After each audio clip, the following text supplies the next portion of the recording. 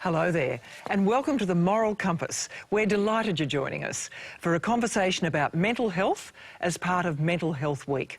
With me are Janet Maher, who's a mental health consumer advocate and a former National Mental Health Commissioner, Ian Hickey, head of the Brain and Mind Research Institute and National Mental Health Commissioner, Kate Richards, who's an award-winning writer and medical researcher, and Tim Costello, Baptist Minister and CEO of World Vision Australia. Thank you all for joining me for the Moral Compass. Today, the challenges around disclosure for people living with a mental health condition. And how should colleagues behave, for instance, if someone chooses to disclose this to them? But first, let's look into the role religious belief plays in mental well-being. Here's a summary. Throughout history, there's been a relationship between religious belief and mental health. Many ancient civilizations believed mental illness was caused by supernatural forces, like evil spirits or an angry deity. But philosophers in ancient Greece introduced a more rational approach to the understanding and treatment of mental illness. And this tension, with religious belief on the one hand and scientific endeavour on the other, continued for centuries.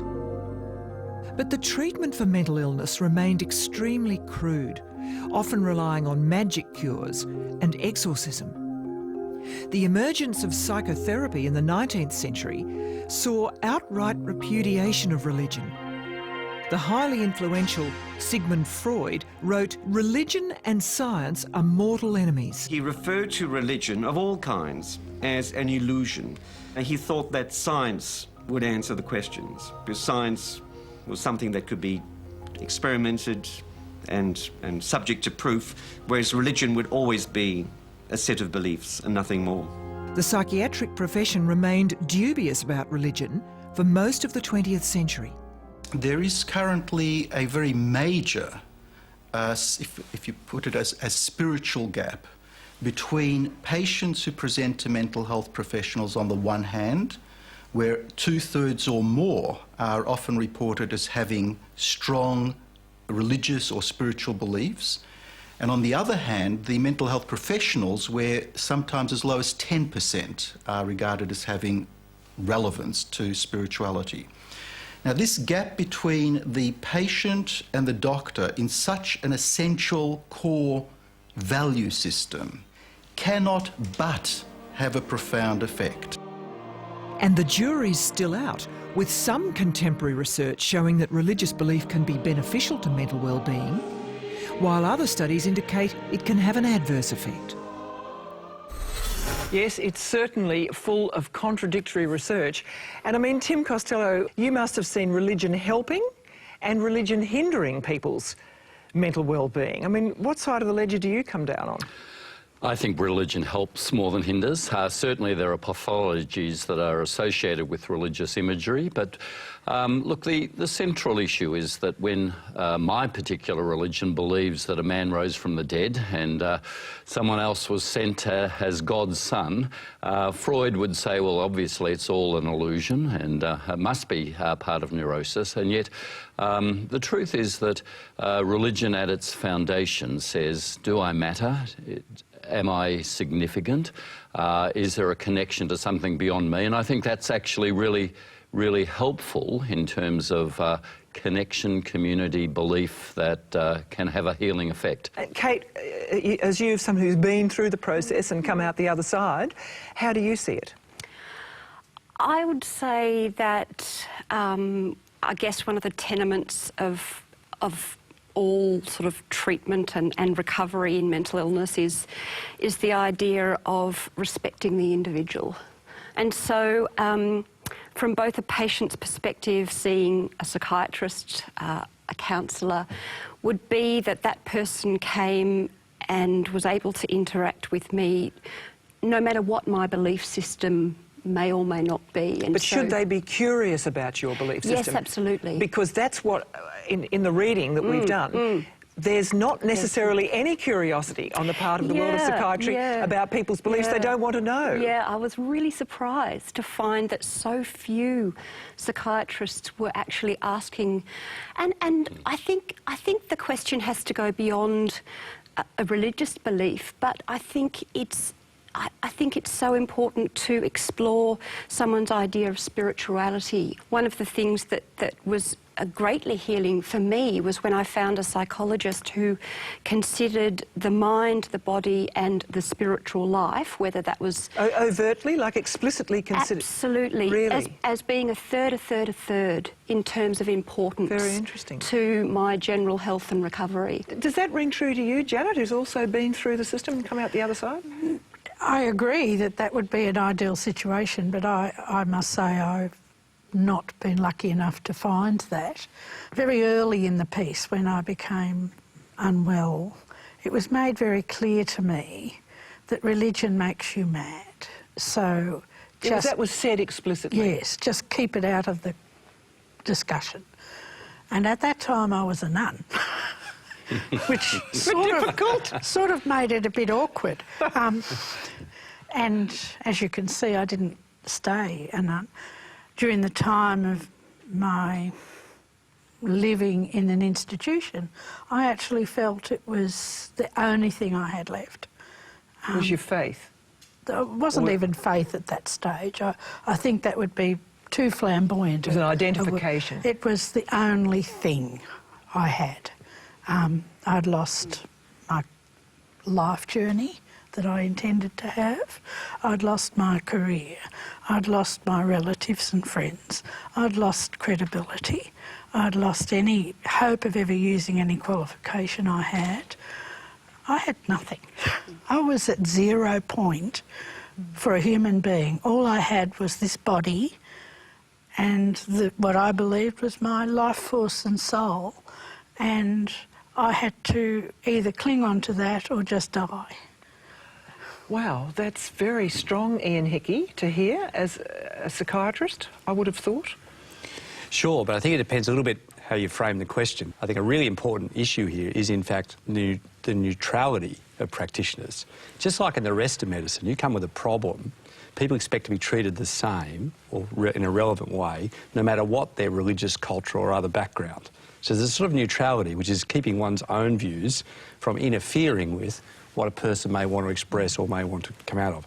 In the past, where people were said to be sinful or bad or possessed or have to have done evil in some particular way, a lot of moral judgment was made about behaviour. Yeah, but emphasis on sin has gone out of quite a lot for about 30 years. I mean, you could argue that's a relatively recent history. So the Freudian bit and all these other bits were about, in fact, liberating from a lot of those very strong orthodox social judgments that people were bad, not only mad, but they were bad and they were sinful. So I think one of the histories here is a sort of freedom from that.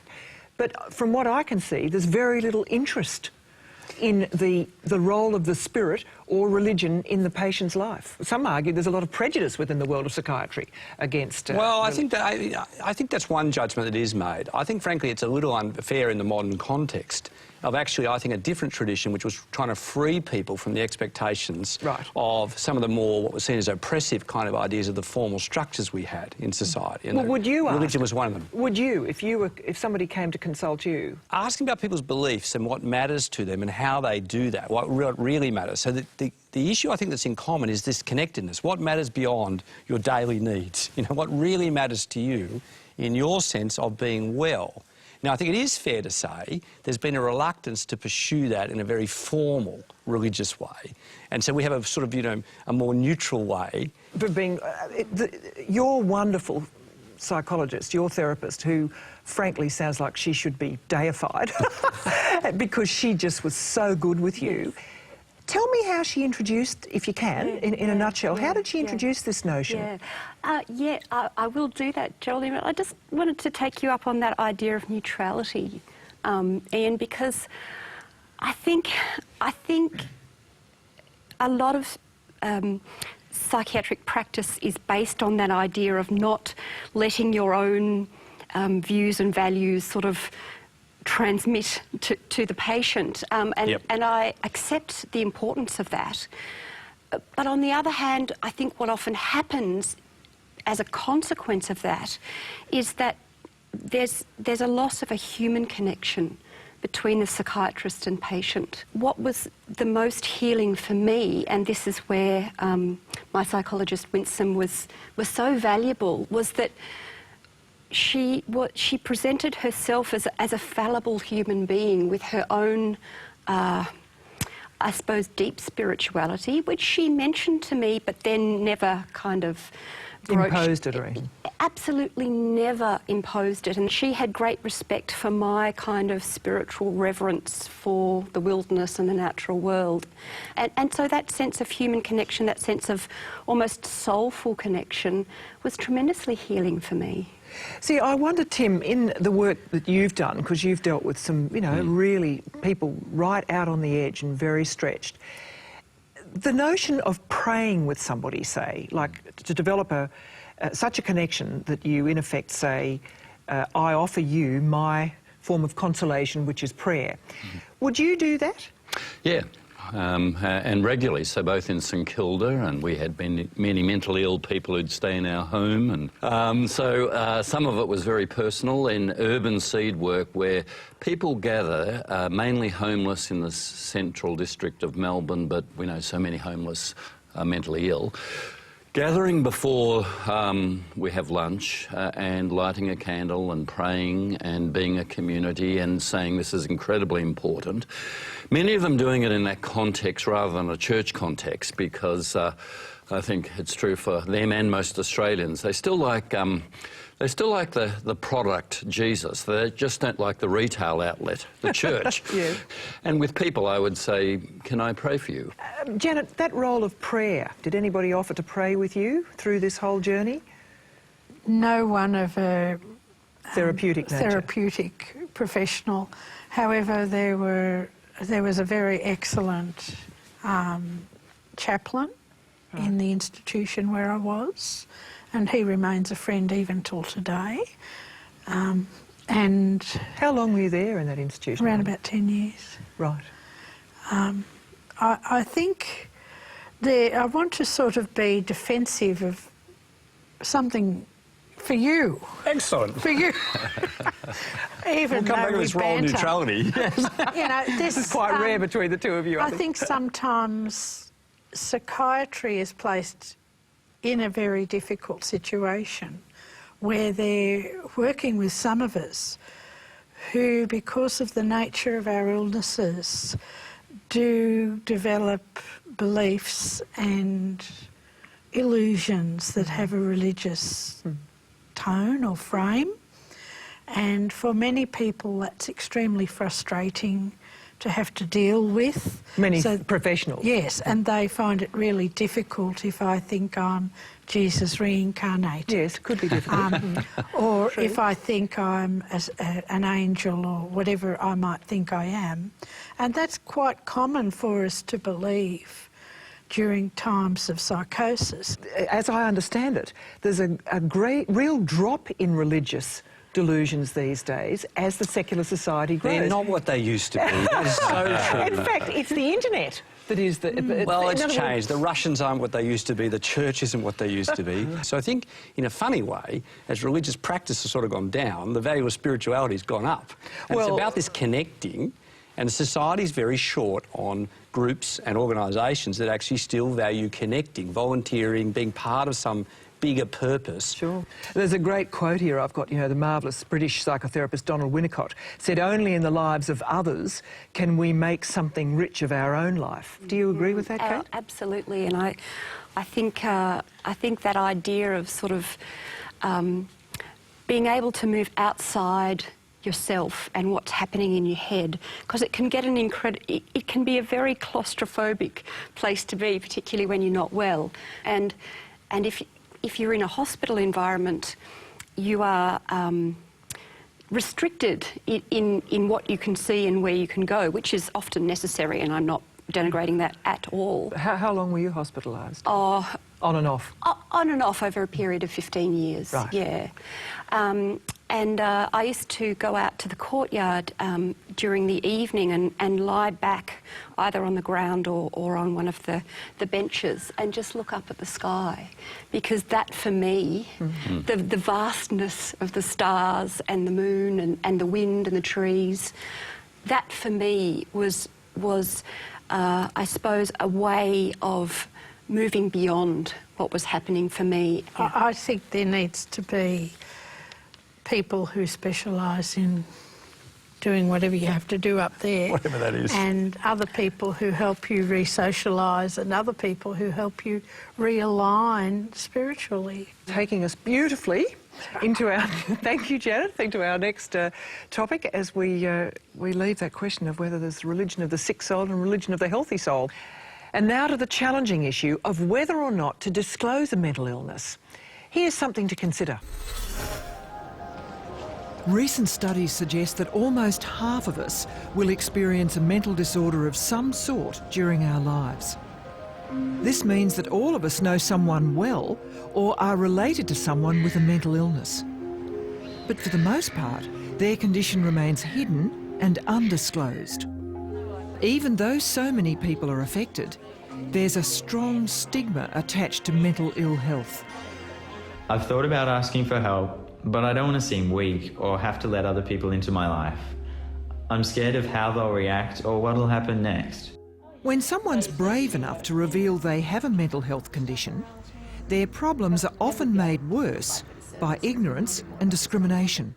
Hello, how are you? Good, thank you. How are you today? Good, thank you. If someone at a job interview explains a 2-year gap in their resume by mentioning chemotherapy, they will probably be heralded as a survivor, and their chances at the job wouldn't be affected. But if the same person, Hello, how are you? Good, thank you, with the exact same qualifications and manner of interacting, explains a gap and mentions psychiatric hospitalisation, well, things may be a little different. So, is there ever any benefit in disclosing a mental illness in the workplace? Kate? Oh, it's such a vexed question. Personally, I didn't for a long time. I'd come back from sort of 4 weeks in the hospital and not be able to tell my manager where I'd been or what had really happened.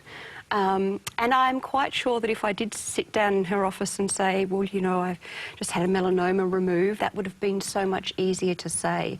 What I would love to see is that we could consider someone having a really well-managed mental illness as absolutely no different from someone having diabetes, asthma, heart disease, anything else. In my most recent job, I thought, look, I will take that plunge and tell people. And yeah. And what happened? For the most part, people were really wonderful.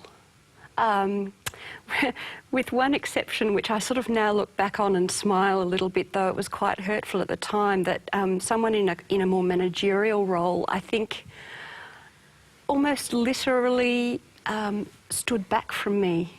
And I really got to the point where I thought, perhaps I should just say to her, look, mental illness isn't actually contagious. Oh, dear. Truly, the gap between us widened or lengthened in a physical way. What would you say, Janet? I'm definitely for explaining your history if that's relevant in the job. I'm not for bluffing, because I think the more we speak out, the more we say we're proud to have overcome this. Well, I'm really proud that I'm able to participate and act as an advocate. Really proud of myself, the efforts of my peers to get up there and to speak and say it out loud. Yes, I'm quite mad, but I'm happy and I'm contributing. And it's taken me 30 years to be proud of myself, but I am. And I think the more we use terminology like disclosure, if we had the chemotherapy or the lung disease or whatever, we wouldn't be disclosing it. We would be explaining our health issue. But mental health's like a big term. Imagine if we just said physical health. I'm sorry, I'm having a week off for physical health. But you say, no, I've had breast cancer, I've had chemotherapy. I think people go, oh my God, can I help? What can I do? So the details, the ordinary everyday details matter, and we have not got as far as that. in the mental health area. You're CEO of World Vision, Tim. I mean, how do you show leadership in a management role that is respectful to the mentally well and those who are not? Very clearly saying staff with mental health issues, this is not a matter to be ashamed of. This is a matter to actually be open about and us to support. We have to walk our talk. But when it's a move from manufacturing and manual labour to service industries, I think your question is, you know, a good question, because we go, well, if you've got a mental illness in service industries where you're using your brain, will you be productive and efficient, and will the KPIs be met? Will you be particularly vulnerable? And should you be shielded from all sorts of change taking place because you are vulnerable, and those sitting beside you who are not perceived as vulnerable take the body blow? Do you see what I mean? We've got to go beyond this us and them. You know, as if it's them with the mental illness and then the rest of us are all fine, right? This is all of us all the time. It's like physical health. I don't know what physical health problem I'm going to have tomorrow. I don't know what mental health problem I'm going to have tomorrow. It's all of us collectively. And just like we deal with other sets of issues, when you hire someone, you don't know whether they're going to get physically sick tomorrow. But, I mean, for instance, like Kate, to be honest, you have the discipline that, you know, that you have brought to bear to become a well person of an elite athlete. You know, you've come to terms with the fact that you're going to have this illness for the rest of your life, you're going to take medication. You watch yourself as to whether you get tired. You read the signs. It's highly impressive. But without that level of discipline, you would be a much more problematic worker, wouldn't you? Can I put it like that? I would. If we know that someone has, say for myself, a mental illness that means I might need to take 10 or 15 more illness or sick days a year than someone without. But that might be the same for anyone with a long-term physical illness, and it might happen to someone that at the time of employment they don't have it, but then it arises the next day. I mean, who knows? But if I could go to my manager and say, look, I'm having a rough time. I'm managing it the best I can with my GP. If it would be all right with you, I think it would be really helpful for me to take the next 2 days off. But when you don't feel you're able to do that, you keep trying and you keep trying and you keep trying, and you're not addressing the illness properly. And then bang, what happened to me was that I was then back in hospital. And I would then have to take 3 weeks off because I was in a locked unit in a public hospital. And sometimes it might be sort of 3 or 4 days before I could even ring work to tell them what had happened. So from their point of view, I just didn't turn up, which is dreadful. Frankly, we look at productivity losses. They're mainly by people who are not disclosing and not receiving care and still trying to work. And I just wonder, Janet, like if you see sort of people that are in their florid state, you know, florid madness, sometimes it can be a bit of a shock, you know, and some workplaces are admirably cope, and others you can see the sort of terrified look. I actually think that any time you see somebody floridly unwell, it's scary to everyone around. They don't know what to do. Where are the kid gloves? You know, how are we going to handle this? And the reality is you handle it the same way you'd handle any other health crisis. But the key construct there is recognising a health crisis. If someone has a fit in front of you, if someone has a heart attack, well, you don't go, oh, bad behaviour. We go, health crisis. The mental health problem, which should be obvious to us, the biggest issue is that we don't often see it and we jump to other conclusions. When we see behavioural stuff and we don't really know what it is, we're terrified. Well, we're terrified, but we don't sure, is that a health problem, or are they intoxicated, or are there something else wrong, or... Reverse, Ian. Yes? Is when everything you do, once you've admitted it, is seen as a being mental health issue. A mental health issue. Yeah. You can no one complain about anything. You can't laugh. You can't cry. You can't be too interested in something, and you can't be too early or too late for something, because you then, oh, look at her, she's late. Oh, we know. And you really do have to be super careful that you play the normal game, and most of us are pretty good actors and actresses who've managed to hold down jobs. But one of the advantages of having us as your employee would be that we can help you develop those policies that are people-friendly. We actually developed a world-leading policy that the rest of the staff then demanded applied to them as well, so that every staff member has the option of doing a personal plan for when there's a need in their personal life. What will happen when my mother gets sick? Or what will happen when the dog's dying? This is what I want to happen. So when I get mentally ill next time, this is what I'd like to happen. Just as a sort of a real summary, if there was one great thing to come out of Mental Health Week and this whole venture, what would you hope it was, Janet? Respect. Ian? Oh, it's the loss of differentiation between us and them. It's all of us. Kate? I think a discussion in schools around mental illness, where there's some debunking of those myths that once you get sick you never get better and you end up in a locked ward and that's it. If that was the one thing, I'd be thrilled. Yeah. And Tim? That we're all in this together. We all indwell the same story of struggle and blessing and hope, and that's all of our story.